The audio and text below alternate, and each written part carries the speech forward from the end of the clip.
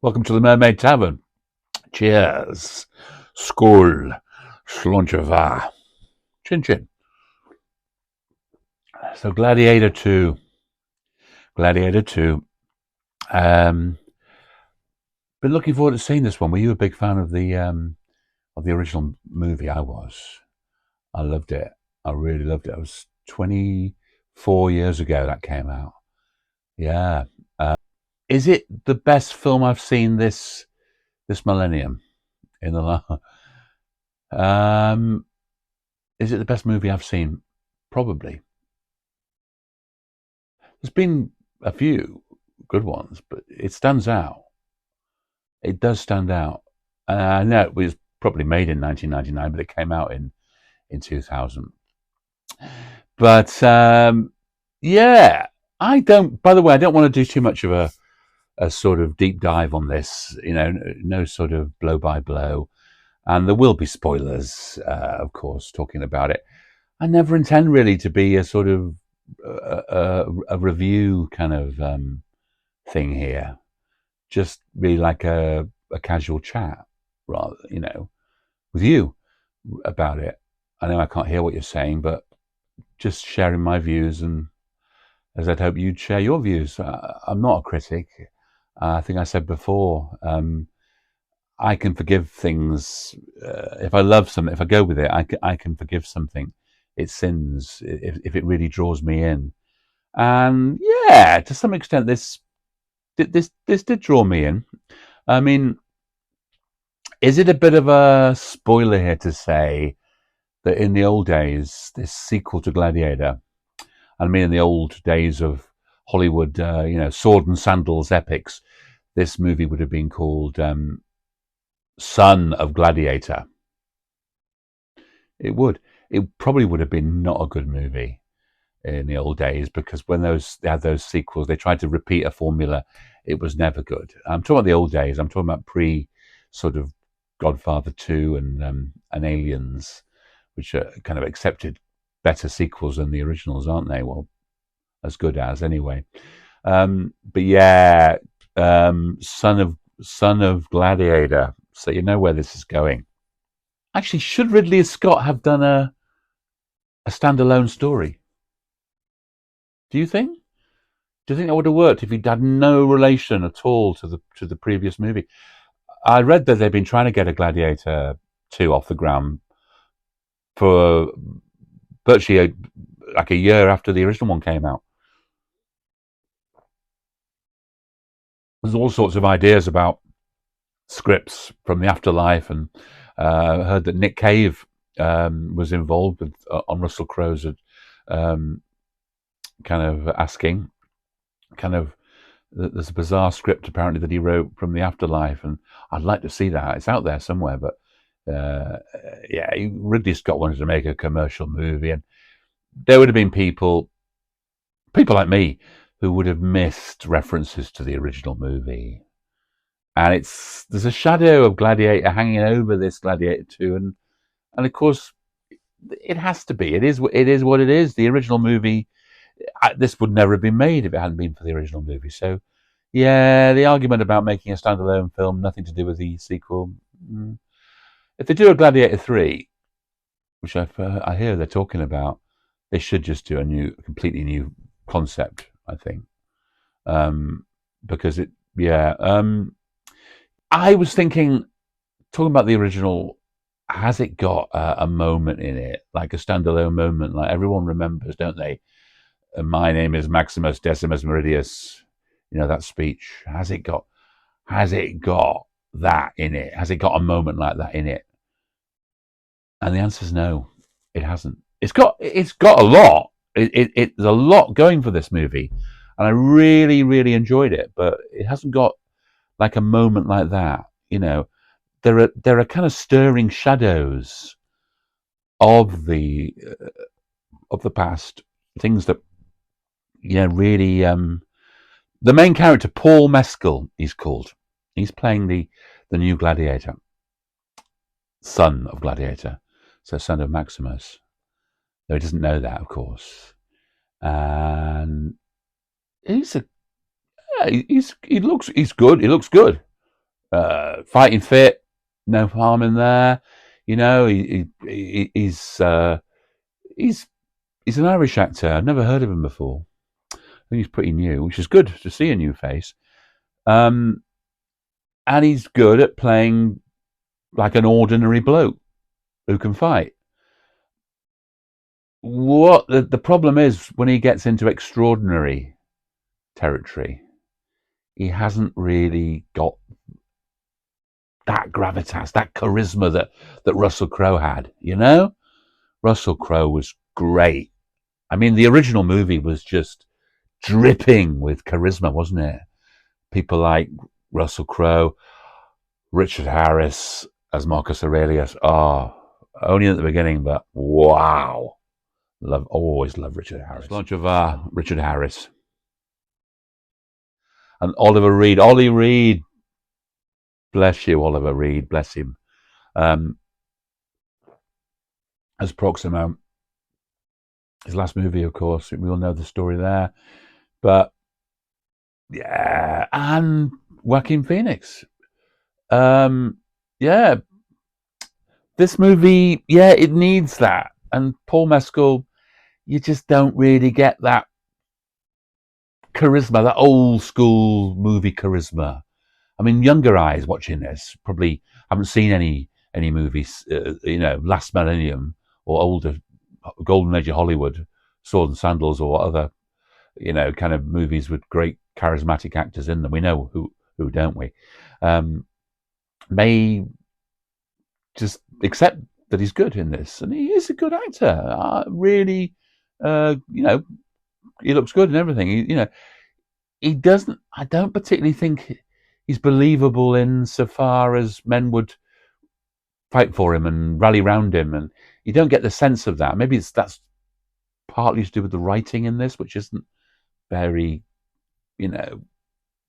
driven. And I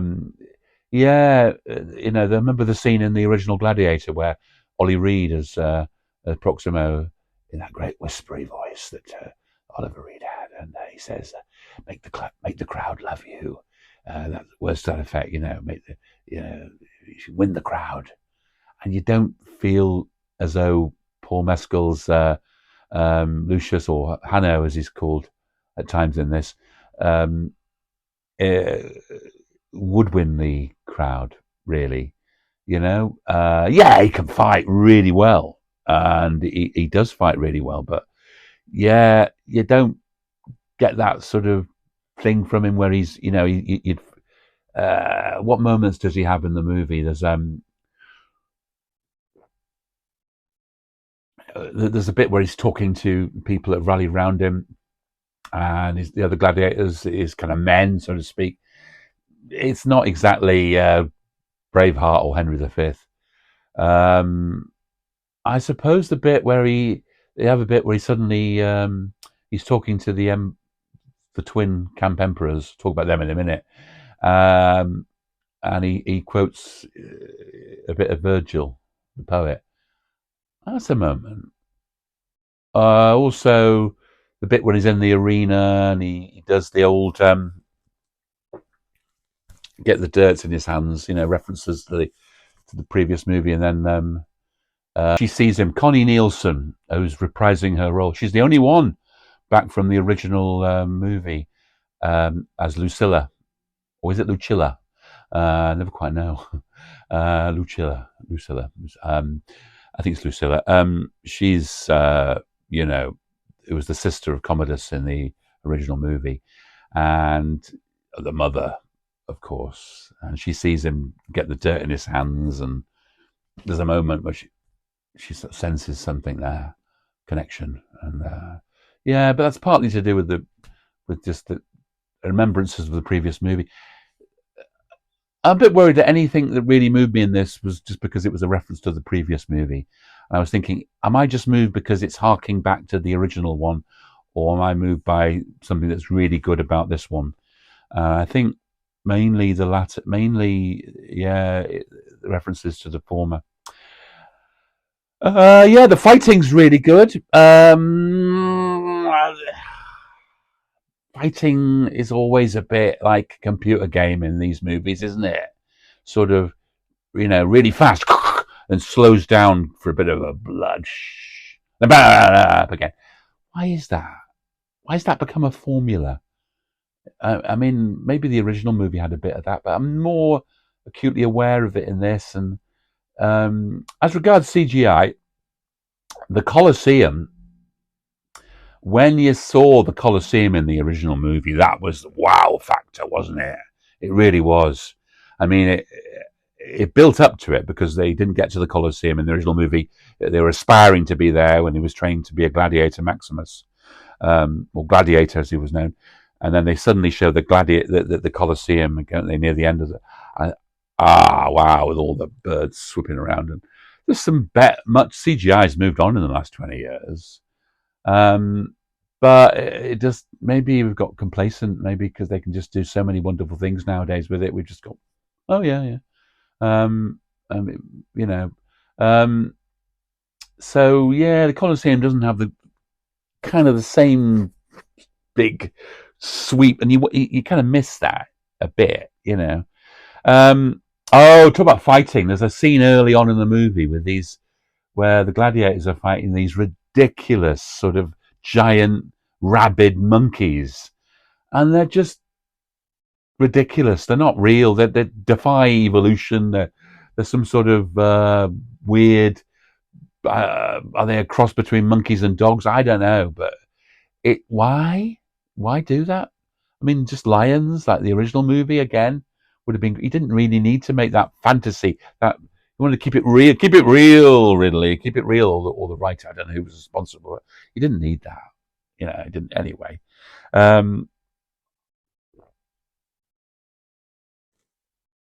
Let's talk about the emperors. So this was in the early part of the third. Yeah, I'm not one of these people that really wants. I love Roman history.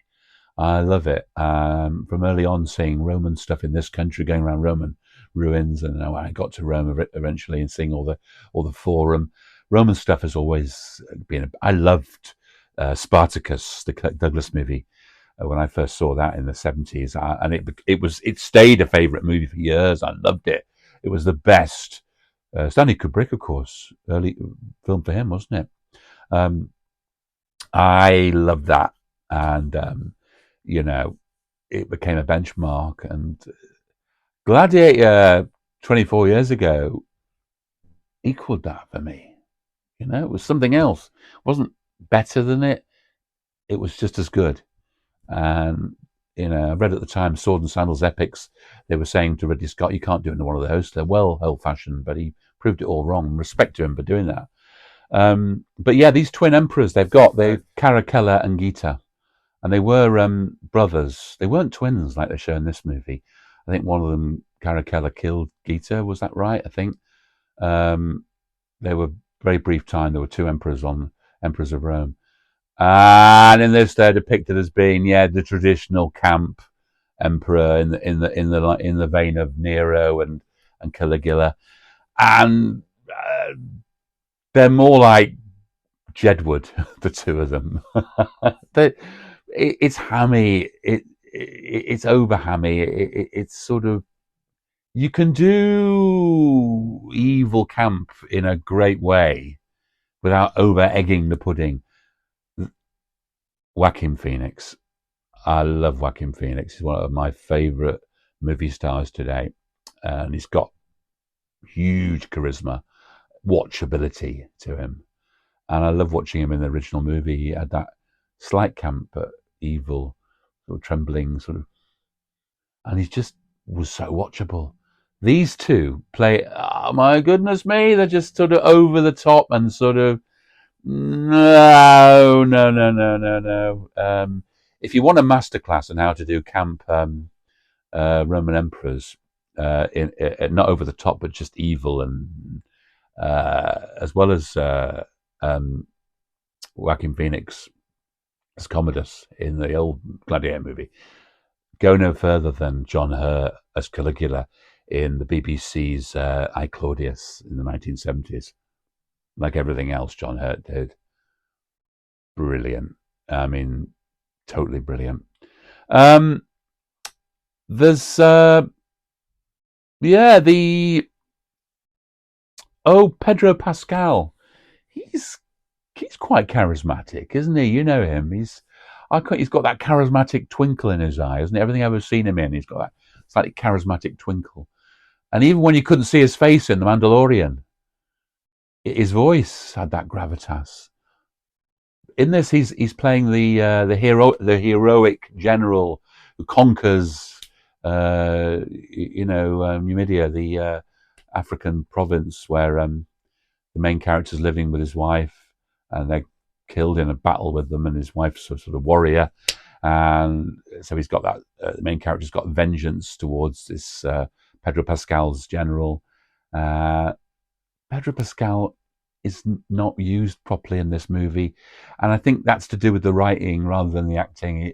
He's too much of a one-dimensional character. It's a shame because you really want to know. He references knowing Maximus in the previous movie, and you kind of want to know more about that. You want more. You want that character to be fleshed out more, and he's not, which is a shame.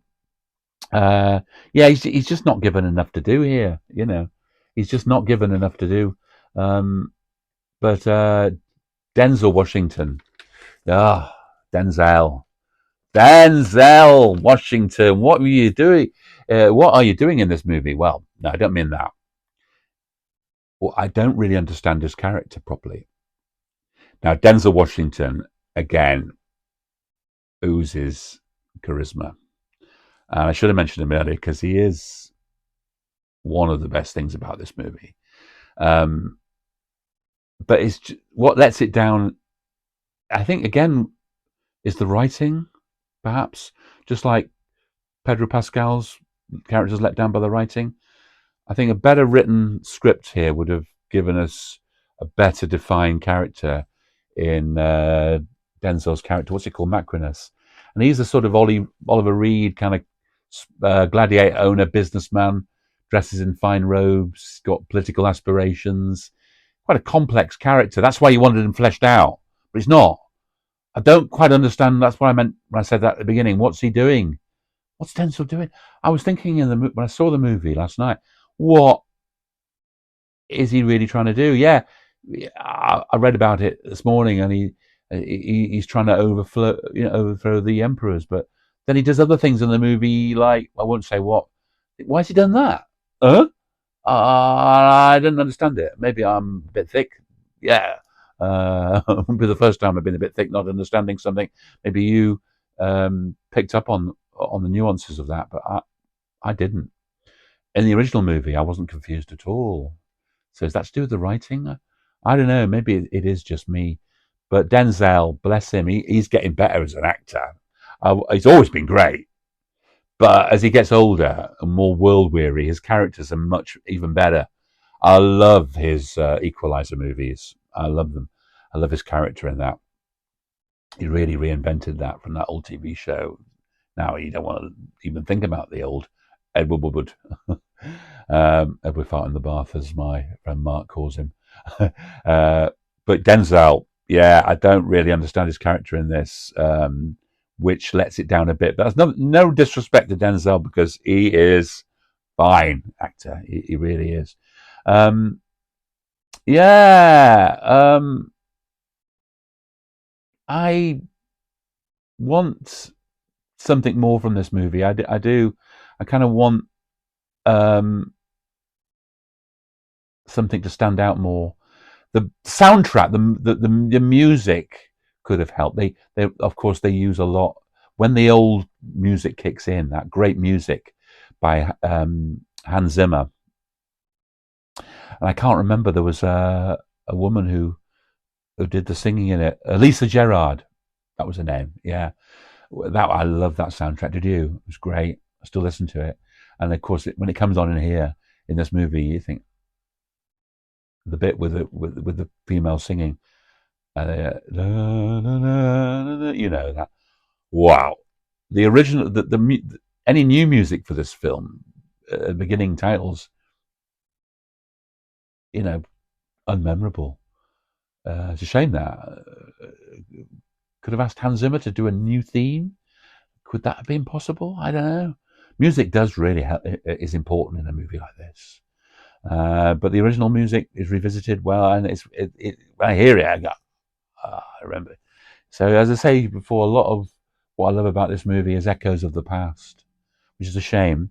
But yeah, it's good. They throughout this movie they reference Richard Harris as Marcus Aurelius, his line in the original movie about the dream of Rome, and yeah, in fact, the parting shot of the movie is dare we rebuild that dream together? And well, in making Gladiator II, Ridley Scott deserves respect, and it was a brave dare on the part of Ridley Scott, and he gets near achieving it. But I am glad he did it. I really am. Glad he made Gladiator 2. Bless you for listening to me. Bless you for your company. See you again next week, eh? Thank you.